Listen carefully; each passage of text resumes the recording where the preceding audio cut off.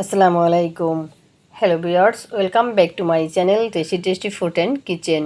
Viewers, আজ আমি share করব সুস্বাদু একটি মাছের রেসিপি যা খুব অল্প সময় এবং কোনো রকম মশলা ছাড়াই তৈরি করা যায়। আমার কাছে ইলিশ মাছ সবথেকে পপুলার এবং টেস্টি একটি মাছ বলে মনে হয়। আপনারা অনেক রকম পদ্ধতিতে এই মাছ রান্না করে খেয়েছেন, তবে আমি যেভাবে ভিডিওতে দেখিয়েছি, যদি আপনারা আমার রেসিপি হুবহু ফলো করেন তাহলে যতবার ইলিশ ফ্রাই খেয়েছেন সব স্বাদ ভুলে যাবেন এবং আপনার ইলিশ ফ্রাই হবে সবথেকে সেরা। আপনারা দেখছেন tasty tasty food and kitchen. আজকের রেসিপি ইলিশ ফ্রাই। আমি ভিডিওতে খুব সহজভাবেই দেখানোর চেষ্টা করেছি। আশা করি আপনাদের ভিডিওটি খুব ভালো লাগবে। আমি এখানে নিয়েছি 700 গ্রাম ওজনের একটি ইলিশ মাছ। আপনারা চাইলে কম বেশি নিতে পারেন। এখন আমি এটা আইস ছাড়িয়ে নেব, ভালোভাবে ধুয়ে নেব, তারপর পিস করে নেব।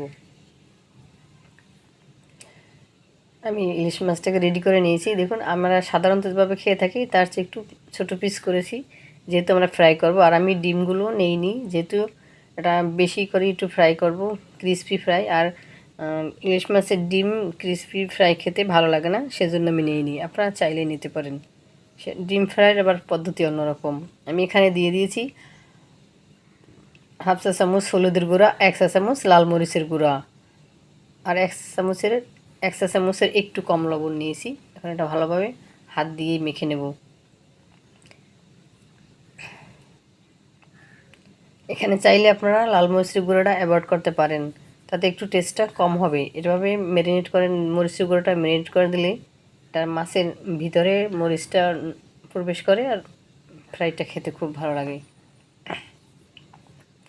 অনেকেই মাথাটা অ্যাভয়েড করে থাকেন, আমি মাথাটা নিয়ে নিয়েছি, যে মাথার অংশটা দুপাশ থেকে কেটে দিয়েছি, যাতে এটা ফ্রাইটা খেতে ভালো লাগে।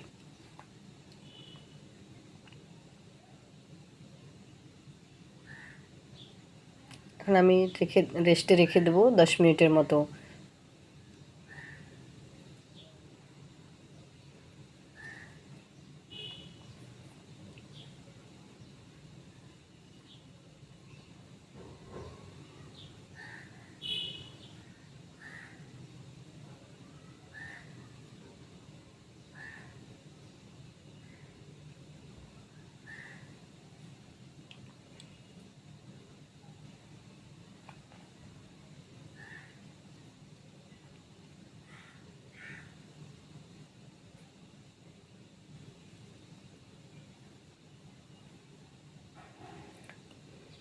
ফিরে আসলাম 10 মিনিট পর। আমি গ্যাসের চুলায় একটি প্যান বসিয়ে দিয়ে দিয়েছি হাফ কাপ সয়াবিন তেল। আপনারা চাইলে সরিষার তেল অ্যাড করতে পারেন। আর দিয়ে দিয়েছি হাফ কাপ পেঁয়াজ কুচি।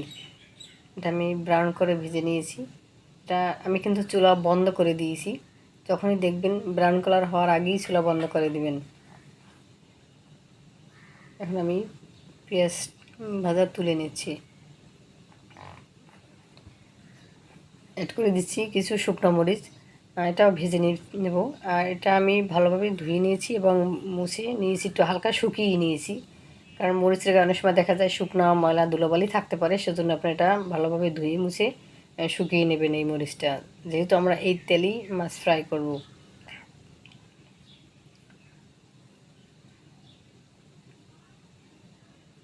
আমরা আগে থেকেই ম্যারিনেট করা মাছ এখন তেলে ভেজে নিচ্ছি। এখন চুলার আঁচ থাকবে মাঝারি। মাথাটা আমি কিভাবে বসিয়েছি কেন সেটা আমি দেখাবো।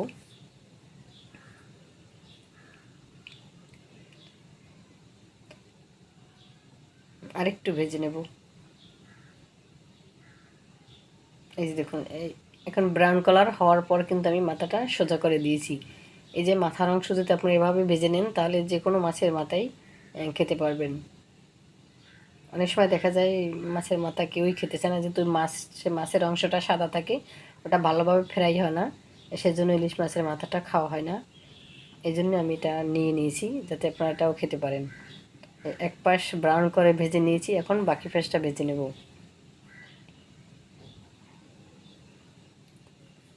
ইলিশ মাছ ফ্রাই হতে বেশি সময় লাগে না। দেখুন, ফ্রাই হয়ে গেছে, এখন আমি তুলে নিচ্ছি। দেখুন একেবারেই ক্রিসপি।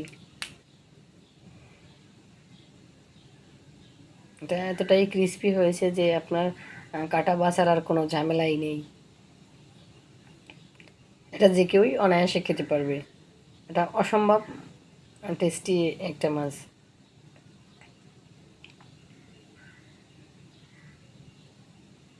সবগুলোই একই রকম ফ্রাই হয়েছে, মাছের অংশ এবং মাথার অংশ।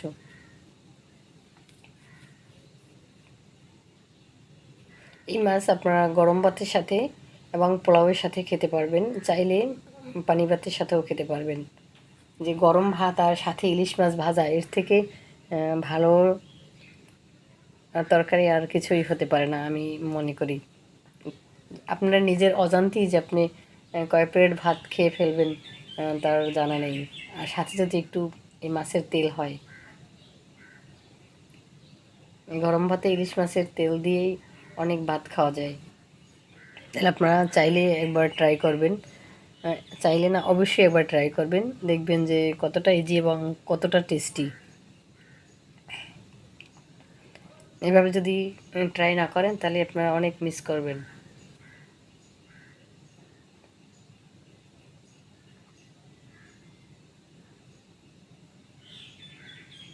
তাহলে এই ভিডিওটি ভালো লাগলে একটি লাইক দিন, ফ্রেন্ডস আর ফ্যামিলির সাথে শেয়ার করুন। হেলদি এবং মজার মজার ভিডিও পেতে চ্যানেলটি সাবস্ক্রাইব করে অল বাটন ক্লিক করে রাখুন, যাতে আমি যখনই ভিডিও আপলোড করব সবার আগে আপনার কাছে নোটিফিকেশন পৌঁছে যায়। কথা হবে নেক্সট ভিডিওতে। ততদিন আল্লাহ আপনাদেরকে ভালো রাখুক, সুস্থ থাকুন, নিরাপদে থাকুন। আমার একটি রিকোয়েস্ট, খাবারের অপচয় করবেন না। কথায় আছে না, অপচয় করো না, অভাব হবে না। আজ এ পর্যন্তই। আল্লাহ হাফেজ।